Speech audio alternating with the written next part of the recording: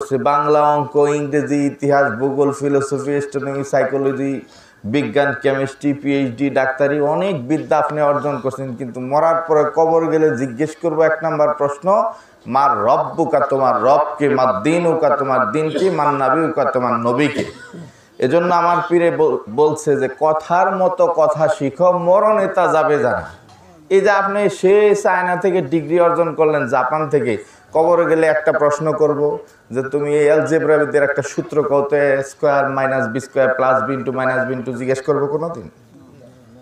কইব? কোনোদিনও বলবে না। কবরে গেলে তোমাকে প্রশ্ন করবে মার রব্বুকা, তোমার রবকে। এই রবকে চিনা কবরে যাইতে হবে, এই রবের কথা জানতে হবে, বুঝতে হবে। এজন্যই হয়েছে এই যে দীর্ঘ সময় এত আলোচনা, এত আয়োজন, এত কষ্ট, এত কিছু, এই যে পরিবেশ পরিস্থিতি, আর কিছু না। প্রত্যেকটা মানুষ যেন আল্লাহ রব্বুল আলামিনকে স্মরণ করে, আল্লাহকে স্মরণে নিয়ে, আল্লাহকে জিন্দেগি বন্দিগিতে আল্লাহর হুকুম মতো মাইনা যাইনা বুঝা কবরে যাইতে পারে। এই মিশন আন্দোলন চলছে মানিকগঞ্জ দরবার থেকে। সুবহান। যুগ যুগ ধরে প্রত্যেকটা হক্কানি আল্লাহর ওলিদের দরবার থেকে এই আন্দোলন চলছে। হ্যাঁ, নবীদের দরবার থেকে ওই আন্দোলন চলছে। মান ক্বালা লা ইলাহা ইল্লাল্লাহ ফাদাখালাল জান্নাহ। বন্ধুরা আমার, এই লা ইলাহা ইল্লাল্লাহ যে ব্যক্তি গ্রহণ করলো সে ঈমানদার, বিশ্বাস করলো এবং এটার কার্যক্রম করলো, সে ঈমানদার মুমিন। এই ঈমানের সাথে সম্পর্কযুক্ত যে এই যে আপনি যখন বিয়ের দিন, হ্যাঁ, এই জগতলা অমুকের ছেলে, জগতলা নিবাসী অমুকের ছেলের সাথে অমুকের মেয়ে অমুকের ওকালতিতে 2.5 লক্ষ টাকা দেনমোহর ধার্য করিয়া বিবাহের জন্য প্রস্তাব দিলাম, রাজি থাকলে কবুল বলেন।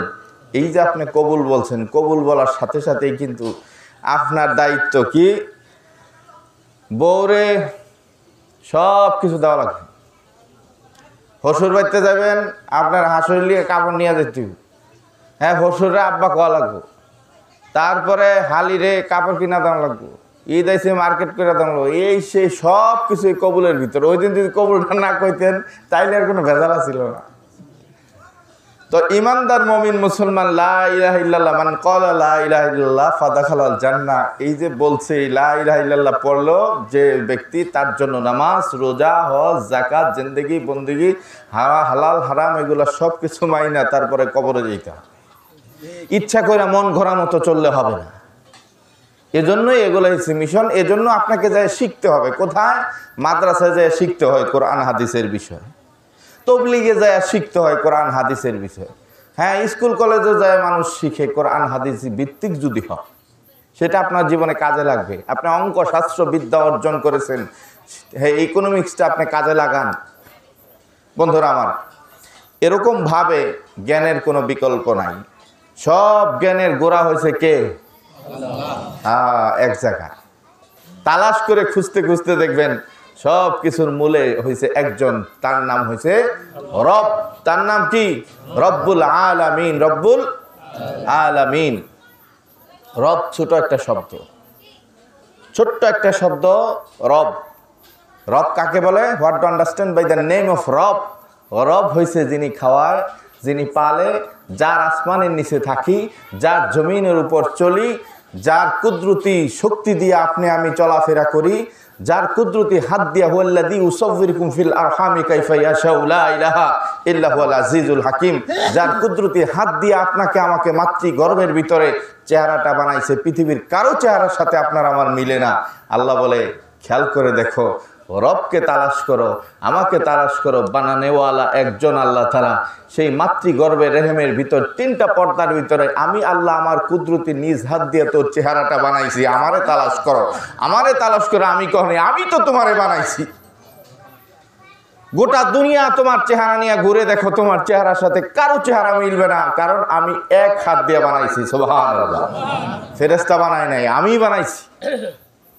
এজন্য আল্লাহকে আল্লাহ বলে ডাকতে হয়, এজন্য আল্লাহর কুদরতি পায়ে সেজদা দিতে হয়, নামাজ আদায় করতে হয়, এজন্যই রোজা রাখা লাগে, এজন্যই আল্লাহকে আল্লাহ বলে ডাকতে হয়, এজন্যই আল্লাহর কোরআন পড়তে হয়। সুবহানাল্লাহ।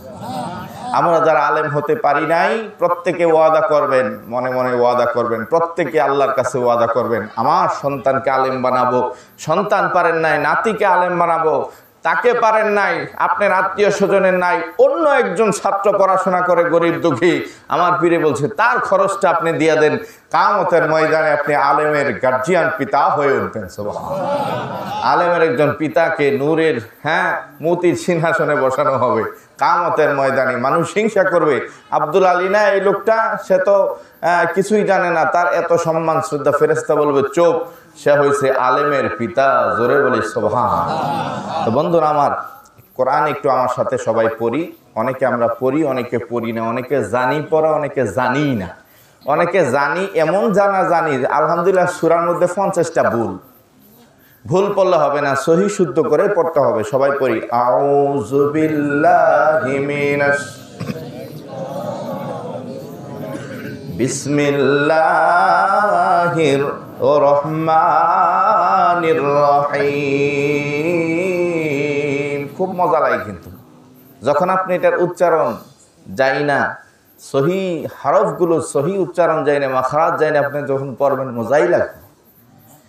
বিসমিল্লাহির রহমানির রহিম। আলহামদুলিল্লাহি রাব্বিল আলামিন। আর রহমানির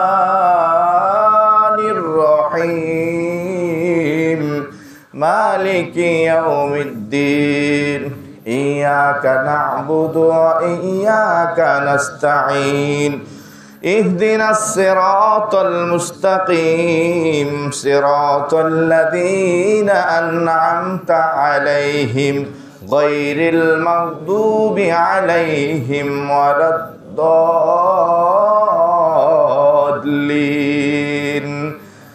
آمين بسم الله الرحمن الرحيم খারাপ লাগতেছে না? ভালো করে বুঝবেন, এটা আল্লাহর কোরআন। কার কোরআন? আল্লাহর কথা। এগুলা দুনিয়ার কারো কথা না। সবচেয়ে বড় মারিফত হয়েছে এটার মধ্যে, সবচেয়ে বড় কুদরত হয়েছে এটার মধ্যে, সবচেয়ে বড় মাহবুব হয়েছে এটার মধ্যে। যত আল্লাহ বলে কোরআন যখন তেলাওয়াত করে বান্দা, দুনিয়ার কেউ না শুনুক, আমার কোরআন তো আমি মনোযোগ দিয়ে শুনি।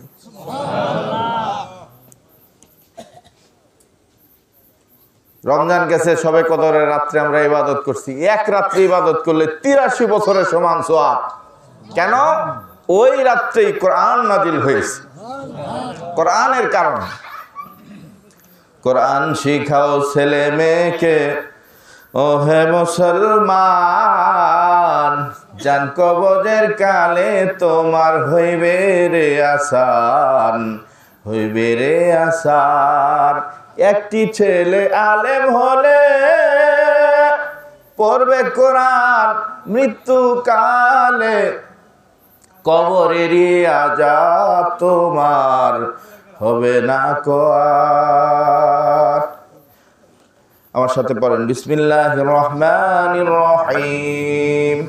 কুল হুয়াল্লাহু আহাদ আল্লাহুস সামাদ لم يلد ولم يولد ولم يكن له كفوا أحد بسم الله الرحمن الرحيم قل هو الله أحد الله الصمد لم يلد ولم يولد ولم يكن له كفوا أحد بسم الله الرحمن الرحيم قل هو الله أحد الله الصمد لم يلد ولم يولد ولم يكن له كفوا أحد।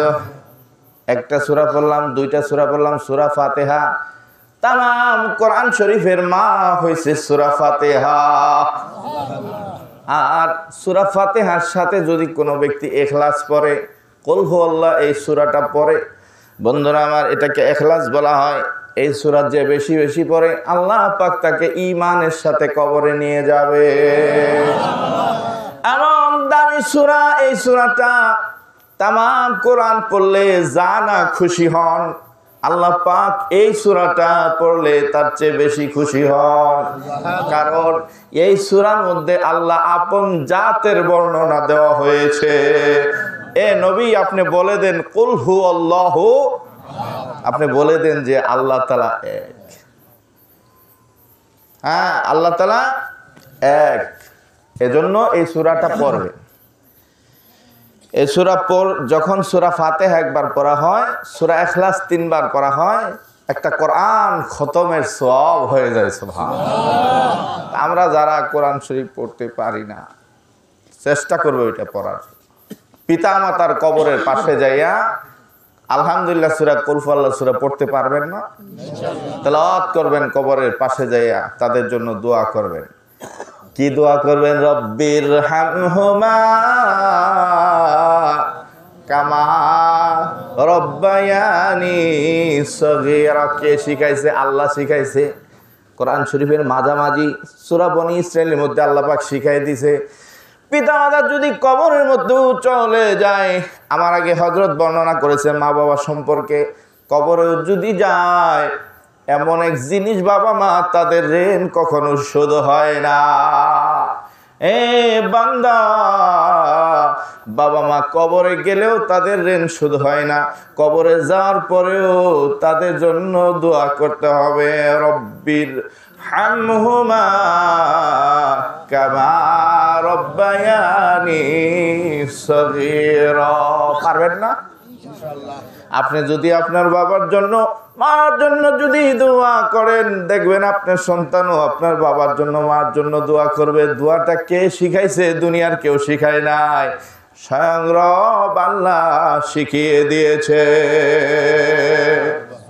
যেহেতু মালিকের কথা, এটা আপনি যত বেশি বলবেন মালিকের সাথে, তত বেশি আপনার সম্পর্ক হবে। সুবহানাল্লাহ। মালিক তত বেশি দয়া করবে আপনাকে। গোটা দুনিয়ার সব মানুষের হিসাব আর আল্লাহ পাকের কুদরত কোনোদিন সমান হতে পারে না। মানুষ দয়া করে কি করব ভাই?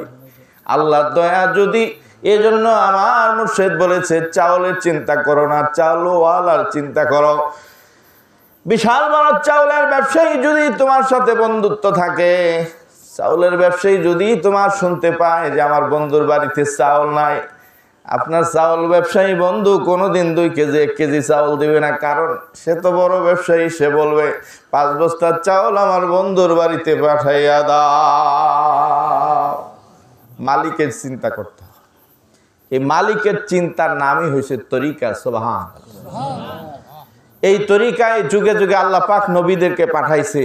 মানুষকে নবীরা আইসা বলছে, মানুষ তোমরা ভুলে যাও না, এই দুনিয়ার একজন মালিক আছে, এই মালিকের বিধান মতো চলো। মালিকের বিধান কিভাবে হবে? আল্লাহ পাকের পক্ষ থেকে দেখেন, কোরআনটা 23 বছরে নাজিল হয়েছে। 23টি বছরে এমন কি পাওয়ার ছিল। হযরত আলী রাদিয়াল্লাহু তাআলা আনহু শুয়ে রইছে, মাথা উরুর মধ্যে রাইখা নবীজি ঘুমায়, টাস করে মাথা উঠাইছে। হযরত আলী কয়, নবী গো, কেন মাথা উঠাইলেন? আপনি ঘুমাইতেছেন ভালো। নবীজি কয়, আলী রে, তোমার উরুর উপর মাথা রেখে আমি ঘুমাই, কোরআন নাজিল হচ্ছে। আমি যদি মাথা রাখি রে আলী, কোরআনের ওজনে তুমি এখানে গায়রা যাইবা। এ কিনে আসে না, এটা কেমনে সম্ভব? আল্লাহ নবী শাহাদাত আঙ্গুল উঁচা করে হযরত আলীর কাঁধে যখন আঙ্গুল রাখলেন, হযরত শেরে আলী আস্তে আস্তে জমিনে ডাবা শুরু করে দিছে। লাউ আনজালনা হাদাল কুরআন আলা জাবালিল লারাআইতাহু খাশিআম মুতাসাদ্দিআম মিন খাশিয়াতিল্লাহ। হ্যাঁ, আল্লাহ কয়, যদি আমি পাহাড়ের মধ্যে দিতে চাইছিলাম, পাহাড় ভয়ে থরথর করে কাঁপা শুরু করছে, কান্নাকাটি শুরু করে দিছে। বিশাল পাহাড়, যে পাহাড় এত বড় পাহাড়, পাহাড় ভয় পেয়ে গেছে, কোরআন গ্রহণ করতে করে নাই। হামালাহাল ইনসান, এই ছোট্ট মানুষ গ্রহণ করেছে। সুবহানাল্লাহ। বন্ধুরা আমার, আমি কোরআন শরীফের সূরা ফাতিহা পড়ছি, সূরা ইখলাস পড়লাম। সর্বপ্রথম এটার আলোচনা আল্লাহ নবীজি যখন বর্ণনা করে, তার 2-4 দিন পরে মা ফাতেমার বিবাহের জন্য প্রস্তুত হয় আনুষ্ঠানিকভাবে। দুনিয়ার বড় বড় মানুষেরা প্রস্তাব দেয় ফাতেমার বিবাহের জন্য, বড় বড় সাহাবীরা প্রস্তাব দেয় ছেলেদের জন্য। আরবের মক্কা মদিনারে এমন কোনো মানুষ ছিল না যে মা ফাতেমাকে গ্রহণ করবে। কত মানুষ নবীজির কাছে প্রস্তাব দেয়, আল্লাহর নবীজি তাকায় রইছে কোথায়। ইয়ান্তিকু আনিল হাওয়া ইন হুয়া ইল্লা ওয়াহয়ুহা। জোরে বলেন আল্লাহু আকবার। আল্লাহর পক্ষ থেকে যেই ফয়সালা হয় সেই ফয়সালার দিকে নবীজি তাকায় রইছে। বন্ধুরা আমার, হযরত আলীর জন্য বিবাহ, আলীর সাথে বিবাহ হবে। আলী সম্পর্কে ছিল নবীজির চাচাতো ভাই। বন্ধুরা আমার, আলীর সাথে বিবাহ হবে এটা আজকে না, হে অনেক আগের হিসাব কিতাব। কবে ছোট্ট একটু বর্ণনা দেই।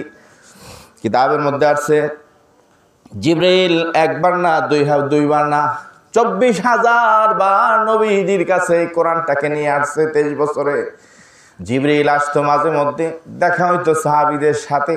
বন্ধুরে, মা ফাতেমার সামনাসামনি হয়ে গেছে। মা ফাতেমা জিবরাইলকে চাচা বলে সম্বোধন করেছে। হযরত জিবরাইল মনক্ষুণ্ণ। 2 দিন হয় নবী মুহাম্মদের সৃষ্টি। আমার সৃষ্টি কত বছর আগে, দুনিয়ার শুরুতে আমার সৃষ্টি। নবী মুহাম্মদ তো আসলো মাত্র আসলো। মনক্ষুণ্ণ অবস্থা। নবী বুঝতে পারলেন, জিজ্ঞেস করলেন, ইয়া আখি জিবরাইল, আমার ভাই জিবরাইল, মন খারাপ কেন গো আপনার? হযরত জিবরাইল কয়, আপনার মেয়ে ফাতেমা আমার চাচা বলে সম্বোধন করেছে, বলেন তো আমি কিভাবে তার চাচা হই? আল্লাহ নবীজি জিজ্ঞাসা করলেন, ও ভাই জিবরাইল, আপনার ডেট অফ বার্থ, জন্ম তারিখ কত সালে আপনি জন্ম গ্রহণ করেছেন? প্রশ্নটা একটু অন্যরকম না?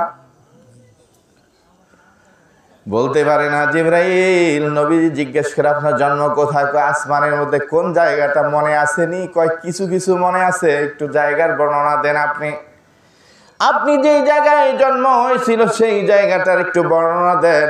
বন্ধুরা আমার, পাক পাঞ্জাতনের হিসাবটা ওই জায়গা থেকে আসছে। বন্ধুরা আমার, জিবরাইল আলাইহিস সালাম বলেন, এমন একটা জায়গায় আমার জন্ম হয়েছিল যেই জায়গাটার মধ্যে আল্লাহ পাক অনেক সুন্দর করে অনেক কিছু নকশা কইরা বানায় রাখছে। তার মধ্যে কি? হযরত জিবরাইল কয়, আমার ভালো করে মনে আছে, আমার জন্মের পরে আমি দেখেছিলাম সেখানে অনেক সুন্দর একটা ময়ূর। ময়ূরটা দুনিয়ার ময়ূরের মতো না। নবীজি বলল, ঠিক আছে থামেন।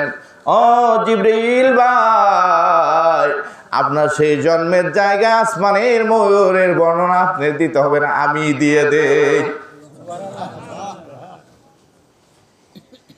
জিবরাইল আলাইহিস সালাম চুপ হয়ে গেলেন। আল্লাহ নবীজি বললেন, ও জিবরাইল ভাই, আপনি যেই ময়ূরটা দেখেছেন এটা দুনিয়ার ময়ূরের মতো না। কথা ঠিক। ওই ময়ূরের গলার মধ্যে আগলা একটা মালা পরানো ছিল। সুবহানাল্লাহ। রে জিবরাইল, শুধু তাই না, ওই ময়ূরের 2 কানের মধ্যে 2টা দুল পরানো ছিল।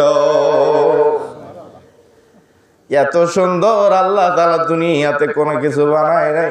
জিবরাইল ভাই রে, তুমি বলতেছো ময়ূর, ওটা ময়ূর না, ময়ূর রূপে আমার আল্লাহ আমারে ওখানে বানায় রেখেছিল।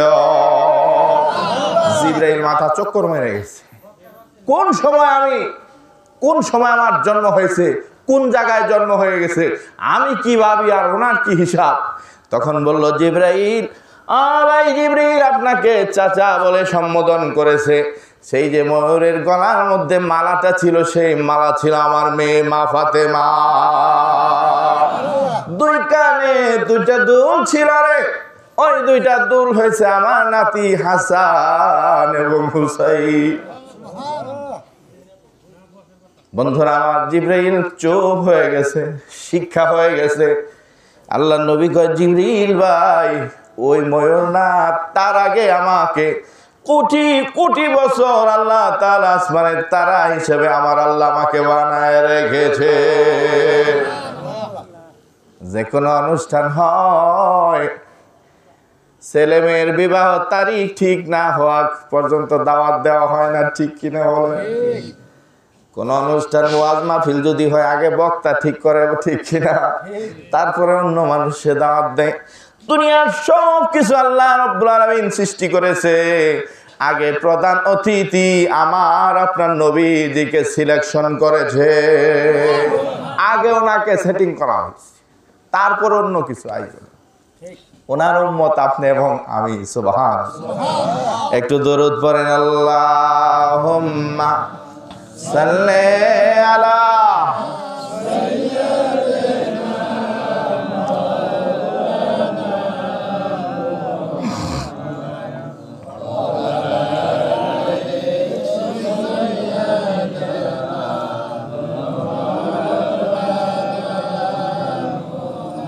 হয় না মহব্বতে জোরে এতগুলো মানুষ এত আসতে হয় না।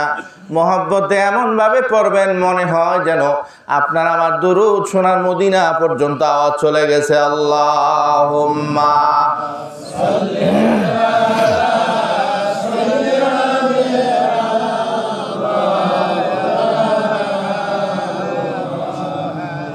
ওয়ালা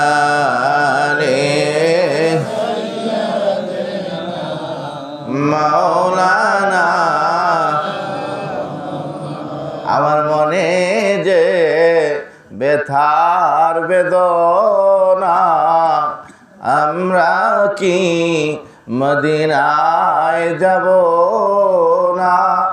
কোন পথে দিব রওয়ানা, বলে দাও শাহে মদিনা।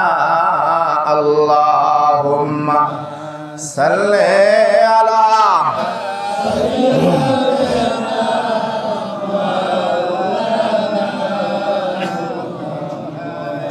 ওয়ালা আলি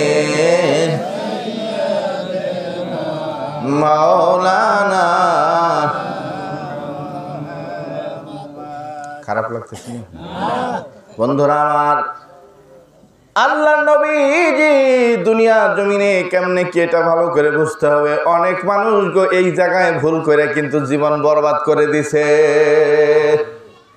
নবী মুসা আলাইহিস সালাম পাহাড়ের দিকে রওনা দিছে, তাকায়া দেখে বিশাল বড় একটা গুইসাপ রাস্তার পাশে। গুইসাপ কথা কয় নবী মুসার সাথে। বন্ধুরা আমার, নবীরা বুঝে কি বুঝে না, এরকম বহু তাফসিরে আছে কোরআনের। আল্লাহ নবী মুসার সাথে আল্লাহর সাথে কথা হইতো, পথিমধ্য পাখির সাথে আলোচনা করেছে, পথিমধ্য মৌমাছির সাথে গল্প করেছে, পথের মধ্যে গুইসাপের সাথে আলোচনা হয়েছে। এরকম বহুত আলোচনা তাফসিরের মধ্যে আছে। বিশাল বড় একটা গুইসাপ দাঁড়ায় রয়েছে, নবী মুসা আলাইহিস সালাম সেই পথ দিয়া যায়, খেয়াল করে নজর করে দেখে বিশাল বড় পাহাড়ি একটা গুইসাপ। বন্ধুরা কিন্তু আকার অন্যরকম অন্যরকম। এই গুইসাপ পাহাড়ি অন্য গুইসাপের মতো না। মৃদু সুরে কান্নার কণ্ঠে নবী মুসাকে ডাক দিছে, ও আল্লাহর নবী মুসা একটু দাঁড়ান। দাঁড়াইলেন, জিজ্ঞেস করলেন, কে গো আপনি? আপনি এরকম করে কণ্ঠে কথা বলেন, আপনার পরিচয় কি? বন্ধুরা আমার, মানবের যেমন পরিচয় আছে, দানবেরও পরিচয় আছে, সাপেরও পরিচয় আছে, সব কিছুরই পরিচয় আছে, নাম ঠিকানা কিন্তু আমরা জানি না। আল্লাহ পাক নবীদেরকে নবুয়তি পাওয়ার দিছিল, সেই পাওয়ারের বিনিময়ে আল্লাহ দুনিয়ার সব কিছু তাদের পায়ের নিচে আসতো, ঠিক কিনা বলেন? নবীদের উত্তরসূরি যারা খাঁটি সহিহ হক্কানি আলেম ব্যক্তি যারা, তাদের সম্পর্কেও আল্লাহ দুনিয়ার সব কিছু তাদের দিকে মায়াল থাকে। বন্ধুরে ছোট্ট একটা উদাহরণ দেই। মানিকগঞ্জ দরবারে যাওয়ার পরে দেখবেন বাম পাশে একটা পুকুর আছে। পুকুর আছে, আমরা সেখানে থাকি। একদিন না দুই দিন না, এক যুগ প্রায় হয়ে গেছে, এক যুগ প্রায় হয়ে গেছে আমি সেখানে থাকি। তাকায় দেখবেন বিশাল বড় একটা পুকুর, এখানে কিন্তু অজু গোসল করা হয়। ও বন্ধুরা, এটার মধ্যে অনেকগুলো মাছ আছে, অনেক বড় বড় বড় বড় মাছ আছে। এইটার মধ্যে খেয়াল করে দেখবেন মাছ তেমন লড়াচড়া করে না। যেই মাত্র মানিকগঞ্জের আল্লাহর ওলি বাড়িতে আসে, সেই মাত্র দেখবেন মাছ আস্তে আস্তে নাড়াচাড়া শুরু করে দেয়। চোখে যা দেখছি তাই বলতেছি, কোনো গল্প কাহিনী শোনা কথা না। কত মানুষ বসি নিয়ে বসে থাকে, একটা মাছও ধরে না। উনি আসার পরে হুকুম দেয় মাছ ধর। ছোট্ট একটা নাবালেক বাচ্চা বসি ফেলায় টাস টাস করে মাছ ধরে। জিজ্ঞেস করি কয়টা ধরছো? কয় 2-3 কেজি ধরে ফেলাইছি। কয় মাছ দিয়ে কি করবা? কয় বাসার ভিতর থেকে আম্মা হুজুর আব্বা হুজুর খবর পাঠাইছে মাছ ধরে নিতে। আমি অবাক হয়ে যাই, ছোট একটা বাচ্চা, অথচ ওনার আত্মীয় স্বজনরা বসি নিয়ে সারাদিন বসে থাকে, ধরে না। বলবেন কেন বললাম? তিরমিজি শরীফের মধ্যে একটা হাদিস আছে, এই হাদিসটা সমস্ত উলামায়ে কেরাম এই হাদিসটা গ্রহণ করে বলে, বর্ণনা করে ওয়াজের মধ্যে। কি হাদিসটা? হাদিসটা হচ্ছে ইত্তাকু ফিরাসাতাল মুমিন, তোমরা মুমিনের ফেরাসতকে ভয় করো। ফা ইন্নাহু ইয়ানজুরু মিন নূরিল্লাহ, তারা আল্লাহর নূরের মাধ্যমে অনেক জিনিস দেখতে, বুঝতে, শুনতে পারে, তারা আমাদের মতো না। বন্ধুরা আমার, সেই ব্যক্তিদের জন্য যারা এরকম পর্যায়ের লোক, ওই ব্যক্তিদের জন্য হাত্তাল হাইতানে ফি জুফিল মা, সমুদ্রের মাছ পর্যন্ত আল্লাহ ওয়ালাদের জন্য দোয়া করে। সুবহানাল্লাহ। বন্ধুরা আমার,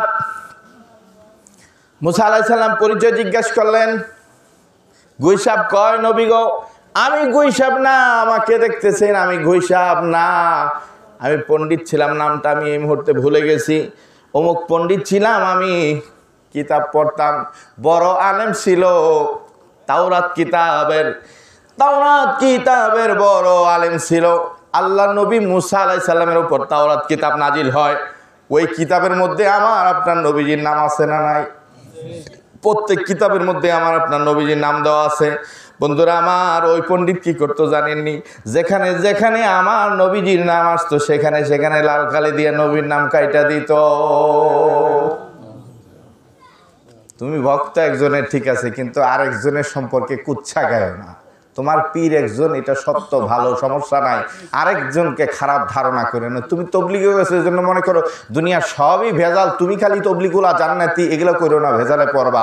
যারা তরিকা জগতে আছি, আমরাও মনে করি না যেন আমরা একবার সব ভালোর মধ্যে আছি, কারণ ইসলামের বিষয় আছে কালমা, নামাজ, রোজা, হজ, যাকাত, জিহাদ। প্রত্যেকটা নবীর আছে 4টা কাজ নিয়ে, কি? দাওয়াত, তালিম, তাজকিয়া এবং জিহাদ। দাওয়াত দিতে হবে মানুষকে, কোরআনের যা যা বিধান আছে সবকিছু নিজে মানতে হবে, ওটা দাওয়াত দিতে হবে। বন্ধুরা আমার, এই দাওয়াতের উপর আবার তালিম অর্জন করতে হবে। যেমন আমরা এখানে বলছি, তালিমে হালকা কিতাবি তালিম করতে হবে। তবলিগের বাইরা ফাজাইলে আমলের তালিম করে, হেকায়েতে সাহাবার তালিম করে। আমরা আমাদের দরবারের পীঠ ধরার অকাট্য দলিল কিতাবের তালিম করি, মারেফাতের ভেতর তো তালিম করি কি করি না? বন্ধুরা আমার, বাৎসরিক মাহফিলে নিয়ে আপনাকে তালিম করায়, প্র্যাকটিক্যাল এই জিনিসগুলো, ওজিফাগুলো শিখায় দেয়, এগুলা করেন। অনেক কিছু মিলা, একটা তরকারি আনতে গেলে পানি লাগে। যদি আপনি তাকাব্বুরি দেখেন যে পানি লাগাবো না, খালি তেল দিয়েই পাক করবো, ওটা খাওয়া সম্ভব না, ঠিক কিনা বলেন? পানি লাগে, তেল লাগে, লবণ লাগে, মশলা লাগে, জাল লাগে, অনেক কিছু লাগে, দাওবটি কাটাকাটি লাগে, কত ধরনের কত কিছু লাগে। ইসলাম বিশাল একটা জিনিস, ওইটার মধ্যে অনেক জিনিস মিলা হয়েছে ইসলাম। যারা যেই দিকে হকের কাজ করে, কোরআনের কাজ করে, তাকে আপনি সমর্থন করবেন, তার সেই ভালোটাকে গ্রহণ করবেন। একজন তরিকার ভাই আল্লাহ জিকির করে, তাকে আপনি ভালোবাসবেন। একজন মানুষ দ্বীনি পথে চলে, কোরআনের পথে চলে, তাকে আপনি ভালোবাসবেন, কারণ সবকিছু সবার দ্বারা আল্লাহ করাবে না। আমার পীরে যেই পরিমাণ নফল নামাজ পড়ে, আমি তো সম্ভবই না। যেই পরিমাণ কোরআন তেলাওয়াত করি, সম্ভবই না। যেই পরিমাণ বৈশা থাকে, অনেক মানুষ কয় কেমনে এতক্ষণ বয়ে থাকে। যেই পরিমাণ বৈশা থাকে, ওই পরিমাণ বসাই আমার ছাড়া সম্ভব না। অন্য কিছু পড়ার ব্যাপার। আপনারা কি পড়ালেখা করেন? কিতাব একটা সন্ধ্যার সময় ধরছি, হারা রাত করে এক রাতে এক কিতাব শেষ করে দিছি। আমরা তো হারা বছরেও শেষ করতে পারি না। এজন্য সব মানুষ একরকম না। তো বন্ধুরা আমার, ভালোবাসার ব্যাপকতা থাকতে হবে। সেই পণ্ডিত তাওরাত কিতাবের মৌলবী ছিল, কিন্তু নবী মুসারই ভালোবাসতো। এই ভালোবাসা বৃথা যায় না। কিন্তু নবী মুসাকে বড় বানাইতে যাইয়া আমার নবীর নাম দিছে কাইটিয়া, চলবো? সাথে সাথে অ্যাটাক। আল্লাহ পাক মানুষ থেকে গুইসাপ বানাই দিছে। আর মনে মনে চিন্তা করে আমি তো গুইসা বইছি, এমন চেয়ার টেবিলে যদি বয়ে থাকি, পোলাহানায় যদি দেখে যে ঘরে গুইসাপ চেয়ার টেবিলের মধ্যে মাইরা দফা রফা বানায় ফেলাইব। ও আস্তে করে ঘর থেকে বাড়িয়ে কোনায় দোনায় বলেন চিপায় চাপা যাইতে যাইতে পাহাড়ে যায় নবী মুসা আলাইহিস সালাম কোন রাস্তা দিয়ে যাবো সেই রাস্তার মধ্যে যে দাঁড়াইছে, আবেদন করছে, নবী মুসা আমার তো এই অবস্থা হয়েছে, ভুল তো আমি করে ফেলেছি, ভুল তো আমি করে ফেলছি, কিন্তু বাইসা গেছে এলেম থাকার কারণে। আমার পীরে বলছে যাদের এলেম আছে, যাদের সিনার মধ্যে কোরআন আছে, হাদিস আছে, আল্লাহ পাক আল্লাহর কোরআনের উসিলায় তারে মাফ করে দিব। তুমি মাফ পাইবা কি দিয়া? তুমি মাফ পাইবা কি দিয়া? তুমি আল্লাহর জিকির করো, দয়া করে আল্লাহ পাক মাফ করে দিতে পারে। বন্ধুরা আমার, 3 দিন জিকির কইরা মৌলবীর পিছনে তার গীবত বলি আমি, এটা করা যাবে না কখনোই। যে যেভাবে আছে তার চিন্তা নিয়ে তাকে থাকেন। আপনার কবরে দুনিয়ার কোনো, আমার কবরে কোনো মৌলবী যাবে না, আমার পীরও যাবে না, ঠিক কিনা বলেন? আমার কবরে আমি যাব যদি আপনি ভালো আমল করে থাকেন, পীরের দেওয়া আমলগুলো আপন শায়েখের চেহারা ধরে আপনার সাথে তখন থাকবে। কোরআন একটা যুবকের চেহারা ধরে আপনার সাথে কবরের মধ্যে থাকবে, হাসরের মাঠে থাকবে, বেহেশতে পর্যন্ত পৌঁছায় তারপরে কোরআন আপনাকে ছাড়বে। এজন্য কোরআনকে বন্ধু বানানো দরকার আছে না? লাভ হবে না লস হবে? বন্ধুরা